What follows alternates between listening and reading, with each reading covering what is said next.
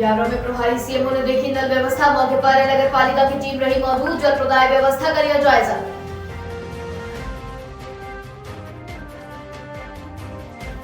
जिले के मोहनपुरा में बांध प्रभावितों ने दिया ज्ञापन, समस्या का समाधान होने पर दिया धरना प्रदर्शन करने की बात।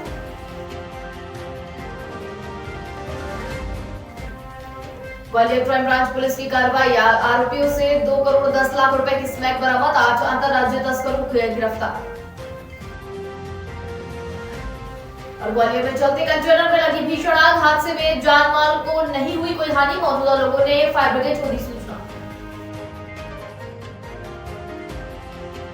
और कोरिया में खनिज संपदा का कर रहे दोहन, पार्क परिक्षेत्र सोरहत का मामला, जंगल से हो रहा गिट्टी रेत बोल्डर का अवैध उत्खनन।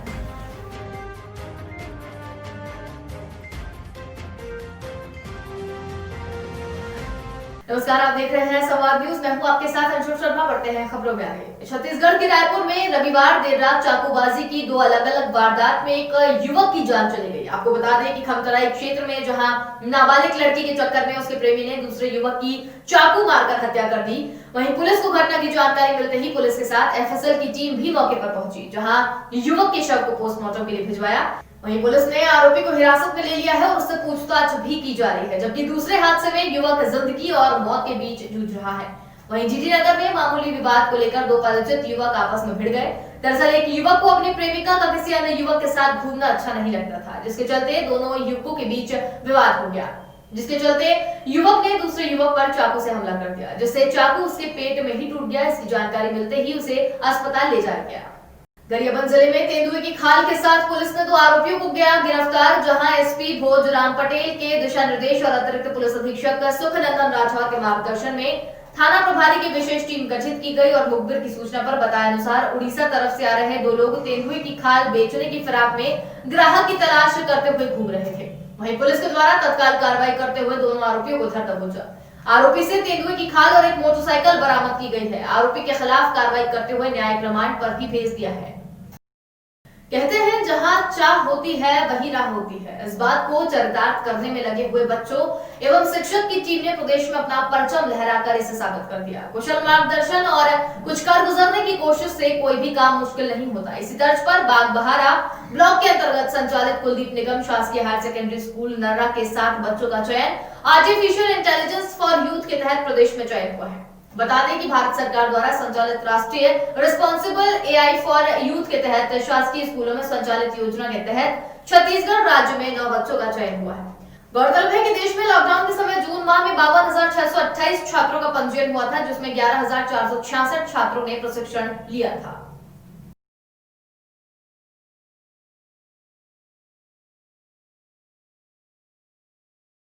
सबसे पहले मेरा अपना नाम बताना चाहूँगा। मेरा नाम वैभव कुमार देवांगन है, क्लास 12 गवर्नमेंट कुलदीप निगम हायर सेकेंडरी स्कूल नर्रा।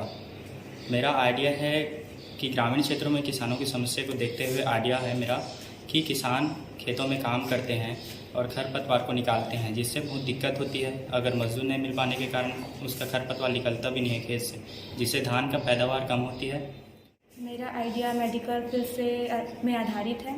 मेरे आइडिया जहाँ पर गांव में स्थित प्राथमिक स्वास्थ्य केंद्रों में जहाँ चिकित्सक नहीं होते, वहाँ आर्टिफिशियल इंटेलिजेंस का उपयोग कर एक ऐसी एटीएम टाइप उपकरण मशीन लगाया जाए, जिसमें पेटीएम के द्वारा अपने लक्षणों को एंट्री करने पर दवाई की पर्ची स्वयं निकाल सकते हैं।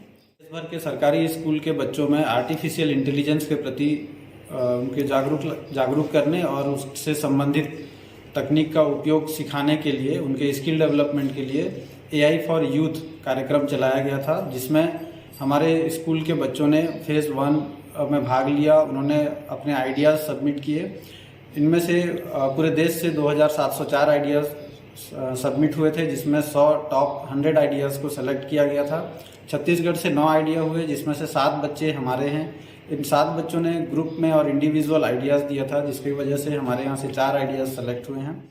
कोविड-19 महामारी के कारण जब स्कूल कॉलेज बंद है तो ऑनलाइन एग्ज़ाम और ऑनलाइन पढ़ाई चल रही है, तो ऑनलाइन एग्ज़ाम के समय कोई बच्चा चीटिंग नहीं करे, जैसे बुक खोल कर ना देखे और नकल ना करे और गूगल सर्च कर आंसर ना ढूंढ ले। ऐसे गलत कामों को रोकने के लिए एआई आधारित उपकरण का विकास किया जा सकता है।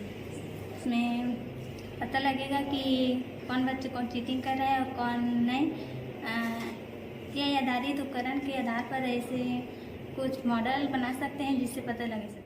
गृह मंत्री ताम्रध्वज साहू ने आज से शुरू होकर 1 माह तक चलने वाले राष्ट्रीय सड़क सुरक्षा माह का दीप प्रज्वलित कर शुभारंभ किया। इसका आयोजन राजधानी रायपुर के बूढ़ा तालाब गार्डन में रायपुर यातायात पुलिस द्वारा किया गया। राष्ट्रीय सड़क सुरक्षा माह 2021 अभियान के दौरान सड़क दुर्घटनाओं में कमी लाने के लिए आम जनमानस को यातायात नियमों के प्रति अधिक से अधिक जागरूक किया जाना है। यह अभियान 18 जनवरी से 17 फरवरी तक चलेगा। आपको बता दें कि गृह मंत्री साहू ने कहा कि यातायात नियमों को नजरअंदाज नहीं किया जाना चाहिए, जीवन के प्रति स्वयं में चेतना लाएं। उन्होंने कहा कि नियमों को पढ़ते जरूर है पर पालन नहीं करते हैं। उन्होंने ये भी कहा कि अपनी जिम्मेदारियों का निर्वहन करें। दुर्घटना रोकने के लिए सरकार द्वारा पूरी कोशिश की जाती है। यातायात नियमों के प्रति जागरूक होना भी जरूरी है। अंबिकापुर जिले में खरीफ सीजन वर्ष 2020-2021 में समर्थन मूल्य में अब तक 58,109 मैट्रिक टन धान की खरीदी की गई है, जिसके एवज में 176 करोड़ 22 लाख रुपए का भुगतान भी किया गया है। जिले में इस वर्ष 43 उपार्जन केंद्र धान की खरीदी की जा रही है। आपको बता दें कि खाद्य विभाग से प्राप्त जानकारी के अनुसार कलेक्टर संजीव कुमार झा ने पारदर्शितापूर्ण धान खरीदी के लिए समिति प्रबंधकों, जिला विपणन अधिकारी, खाद्य अधिकारी और जिला केंद्र सहकारी बैंक में अधिकारियों को निर्देशित किया है। उन्होंने समितियों और मिलर्स के द्वारा बारदाना जमा करने के लिए सख्त निर्देश दिए हैं। इस वर्ष जिले के 43 उपार्जन केंद्रों के अंतर्गत 38,419 किसान पंजीकृत हैं। भारतीय जनता पार्टी अध्यक्ष श्रीचंद सुंदरानी ने एजीआरएम रायपुर अहलूवालिया से मुलाकात कर तत्काल लोकल ट्रेन प्रारंभ करने की मांग की। प्रचार प्रसार मंत्री राजकुमार राठी ने बताया कि लोकल ट्रेनों के न चलने की वजह से रायपुर से दुर्ग, भाटापारा से रायपुर, नेवरा, तिल्दा से रायपुर आने वाले यात्रियों को 10 रुपए की जगह 100 रुपए से अधिक का खर्च करना पड़ रहा है, क्योंकि यात्रियों को मजबूरी में राजधानी के आसपास के इन शहरों में जाने के लिए लंबी रूट की ट्रेनों का सहारा लेना पड़ रहा है, जिसके लिए रजिस्ट्रेशन करवाना अनिवार्य है। जबकि देश के अलग अलग हिस्सों में जरूरत और मांग के हिसाब से लोकल ट्रेनें चलाई जा रही हैं। वहीं एजीआरएम अहलूवालिया ने इस विषय पर जीएम बिलासपुर से चर्चा कर तत्काल सफल निष्कर्ष निकालने का आश्वासन दिया।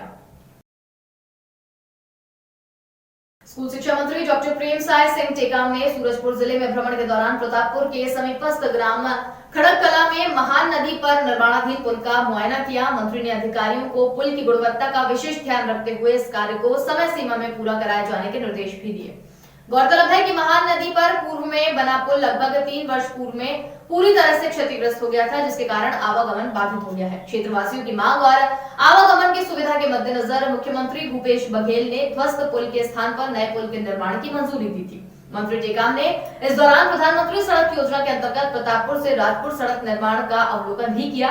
ये सड़क 10 करोड़ 45 लाख रुपए की लागत से निर्मित की जा रही है। वहीं ग्राम बरबसपुर में बन रहे प्राथमिक शाला भवन के निर्माण कार्य का भूमि पूजन भी किया।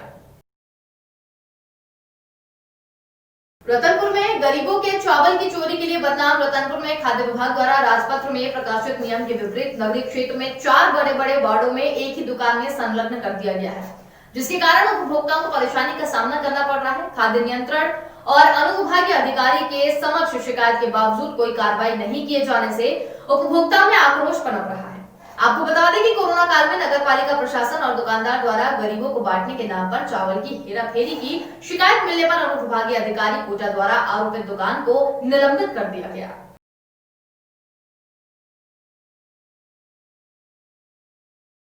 और यहाँ पे देखिए इतने सारे लोग बैठे हुए हैं और साथ में राशन कार्ड भी रखा हुआ है। और यहाँ के एक एम्प्लॉई आया, उनका कहना है कि आप लोग लाइन लगाइए, हम देंगे, और 10 बजे के बाद भी इनका पता नहीं है। ये देखिए एक विकलांग भाई भी हमारे साथ हैं जो कि बहुत टाइम से वेट कर रहे हैं, उसके बाद भी अभी तक हमारा सोसाइटी नहीं खुला है। ये देखिए ये बैठे हैं, ये कुछ और लोग आए हुए हैं जो कि इंतजार कर रहे हैं। तो सर आपका क्या कहना है, अभी तक सोसाइटी खुला नहीं है और इस बारे में हम क्या कर सकते हैं? अब ऐसा है, देखिए हम लोग तो सियाने आदमी हैं जी, आए हैं 10 बजे खुलता है, खड़े रहते हैं, लाइन में खड़े हो, यहाँ खड़े हो, उधर खड़े हो जी, और दुर्व्यवहार भी किया जाता है कभी कभी। जी, तो उसके बारे में हम क्या बताएंगे भाई, वो कोई जवाबदार आदमी यहाँ हमारा नहीं है, हमारा सोसाइटी नहीं है, हम ऐसे ही जैसा पाएंगे वैसे देंगे, ऐसे बोलते हैं। तो आप हमेशा हम लोग आते हैं तो बहुत परेशानी में डाल देता है। घर का काम काज छोड़ के आते हैं, महिला हैं हम, खाना बनाना रहता है और कुछ रहता है। कभी आते हैं तो बोलता है सर्वर डाउन है, कभी आते हैं बोलता है आज बंद रहेगा। और 12-1 बजे बिना तो हमको राशन मिलता है नहीं, कभी कभी तो शाम भी हो जाता है। अच्छा। 9 बजे पहले तो खोलता नहीं है राशन। अभी जैसे 10:10 हो गए हैं जी, अभी तक दुकान नहीं खुली है, जी। तो इस बारे में आप क्या कहेंगे?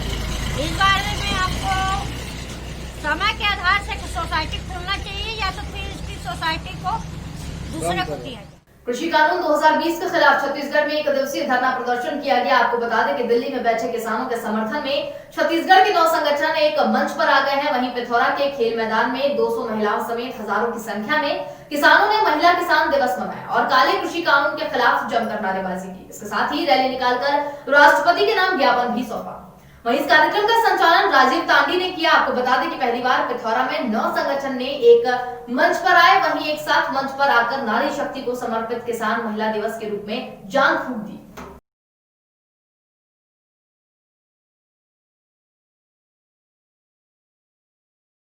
बुरहानपुर जिले के अलग अलग थानों के अंतर्गत अवैध कच्ची शराब के खिलाफ पुलिस और प्रशासन लगातार अभियान चला रहा है, जिसके चलते निम्बोला पुलिस ने 102 लीटर से कच्ची शराब बरामद की है। इसके अलावा अन्य थानों में भी अवैध शराब पकड़ने के मामले दर्ज किए गए हैं। वहीं पुलिस द्वारा दी गई जानकारी के मुताबिक अलग अलग थानों की कार्रवाई में पुलिस ने 2 लोगों से 102 लीटर अवैध शराब बरामद की है।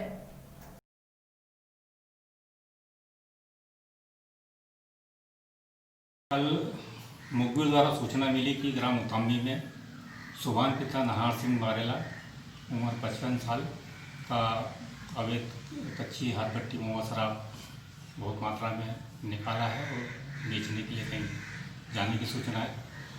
सूचना पर चौकी का बल लेकर मुखबिर के बताए स्थान पर पहुंचा। वहां देखा तो बहुत मात्रा में करीब 200 क्विंटल महुआ शराब थी, लहान था, जिसे नष्ट किया गया और करीब 95 लीटर कच्ची हाथपट्टी महुआ शराब मिली, जिसे लिखा पढ़ी कर धारा 34(2) में कार्रवाई कर थाने लाया। देश में चल रहे ओटीटी प्लेटफॉर्म पर प्रदर्शन मूवी को लेकर आपत्ति जताई जा रही है। वहीं अब प्रदेश सरकार भी ओटीटी पर केस रजिस्टर्ड कराने की बात कह रही है। वहीं प्रदेश के गृह मंत्री डॉक्टर नरोत्तम मिश्रा ने कहा कि जिस प्रकार से हिंदू धर्म की भावनाओं के साथ खिलवाड़ करने की कोशिश की गई है, विपक्षियों को जवाब देना चाहिए कि आखिर किसी दूसरे धर्म के संबंध में फिल्मकार इस प्रकार की टिप्पणी या फिल्मांकन क्यों नहीं करते। ये विशुद्ध तुष्टीकरण की नीति है, हम इसकी घोर निंदा करते हैं।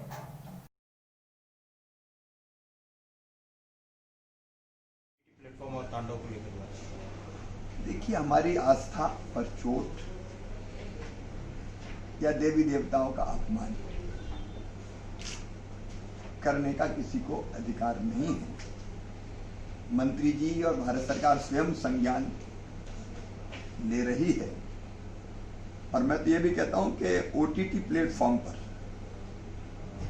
भी कड़ी निगरानी रखने की आवश्यकता है, क्योंकि इस प्लेटफॉर्म पर जो अश्लीलता परोसी जा रही है वो हमारे किशोरों को विशेषकर गलत दिशा में ले जा रही है। इसलिए इसकी निगरानी, इस पर अंकुश आवश्यक है और भारत सरकार स्वयं इस विषय पर गंभीर है। भांडेर में आज की शाम शहीदों के नाम कार्यक्रम की श्रृंखला में आज 18वां सम्मान समारोह नगर के पूर्व भाजपा मंडल अध्यक्ष एवं वरिष्ठ समाजसेवी गोपाल कृष्ण जी शर्मा के निवास पर आयोजित किया गया। इस अवसर पर भारतीय सेना के सिपाही कुलदीप पाल को मुख्य अतिथि के रूप में बुलाया गया। इस कार्यक्रम की अध्यक्षता नगर समाजसेवी लक्ष्मण प्रसाद चौधरी ने की। वहीं चौधरी जी ने सैनिक कुलदीप पाल को शॉल और श्रीफल के प्रतीक चिन्ह प्रदान करके सम्मानित किया। वहीं इस अभियान के संयोजक राम जीवन राय ने अपने उद्बोधन में बताया कि कार्यक्रम का शुभारंभ 1 जनवरी से शुरू हुआ और 30 जनवरी को इसका समापन होगा, जिसका उद्देश्य समाज में राष्ट्र रक्षा के प्रति समाज में जन जागृति पैदा करना है। और इस कार्यक्रम में बड़ी संख्या में नगर के वरिष्ठ समाजसेवी, साहित्यकार, पत्रकार एवं युवा मातृशक्तियां भी उपस्थित रही। और फिलहाल के इस बुलेटिन में इतना ही। देखते रहिए संवाद न्यूज़। मुझे दीजिए इजाजत। नमस्कार।